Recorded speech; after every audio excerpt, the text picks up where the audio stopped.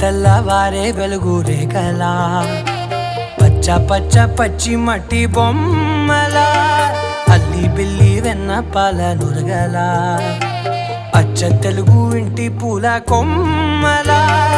దేవదేవుడే పంపగా ఇలా దేవతే మా ఇంట అడుగే పెట్టెనంట బ్రహ్మ కళ్ళలో కాంతులే మా అమ్మలా మా కోసం మళ్ళీ లాలి పాడేనంట.